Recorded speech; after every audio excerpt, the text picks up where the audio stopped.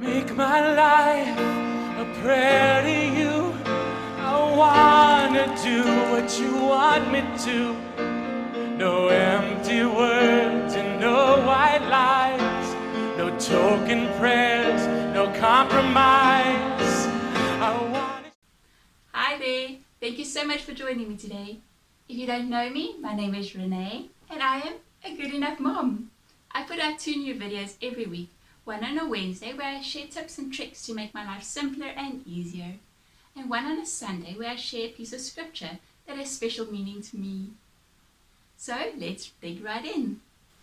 Seeing as it's the beginning of the year, I thought what better place to start than the beginning of the Bible. I recently went to a meeting held by Creation Ministries International, and I was reminded once again how we need to really believe each part of the Bible, and that starts with the creation story.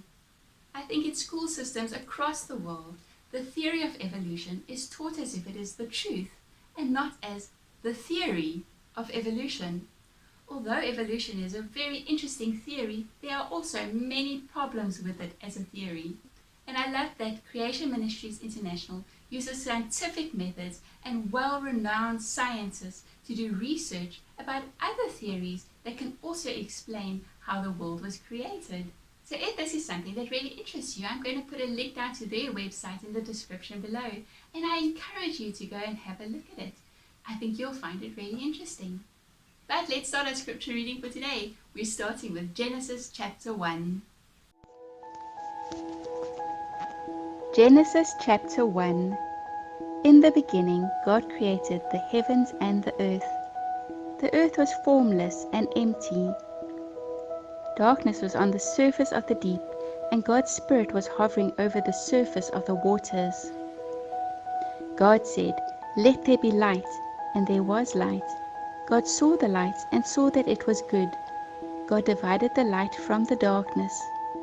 God called the light day, and the darkness he called night. There was evening and there was morning, the first day. God said, "Let there be an expanse in the middle of the waters, and let it divide the waters from the waters." God made the expanse, and divided the waters which were under the expanse from the waters which were above the expanse, and it was so. God called the expanse sky. There was evening and there was morning, a second day. God said, "Let the waters under the sky be gathered together to one place, and let the dry land appear." And it was so. God called the dry land earth, and the gathering together of the waters he called seas. God saw that it was good. God said, "Let the earth yield grass, herbs yielding seeds, and fruit trees bearing fruit after their kind, with their seeds in it, on the earth." And it was so. The earth yielded grass, herbs yielding seed after their kind, and trees bearing fruit, with their seeds in it, after their kind. And God saw that it was good. There was evening and there was morning, a third day.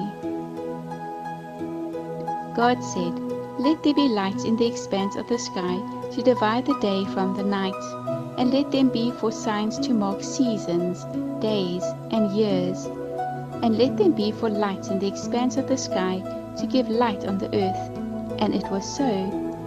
God made the 2 great lights, the greater light to rule the day, and the lesser light to rule the night. He also made stars. God set them in the expanse of the sky to give light to the earth, and to rule over the day and over the night, and to divide the light from the darkness. God saw that it was good. There was evening and there was morning, a fourth day.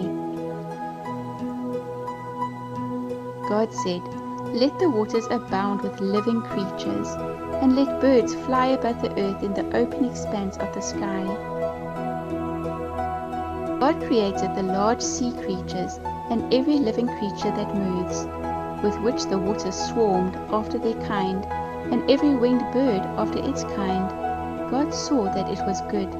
God blessed them, saying, "Be fruitful and multiply, and fill the waters in the seas, and let birds multiply on the earth." There was evening and there was morning, a fifth day.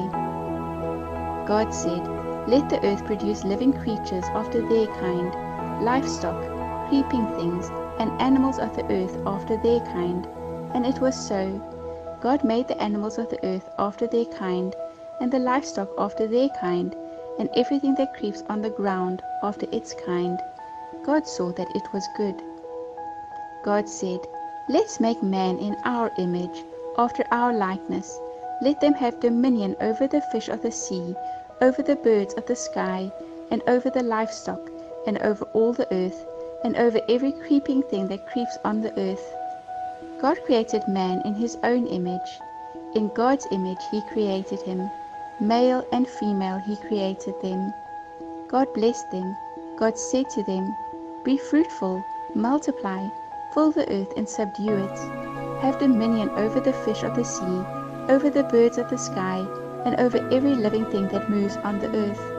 God said, "Behold, I have given you every herb yielding seed, which is on the surface of the earth, and every tree which bears fruit yielding seed. It will be your food.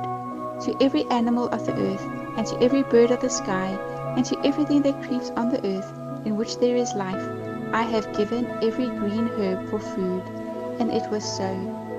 God saw everything that he had made, and behold, it was very good. There was evening and there was morning, a sixth day.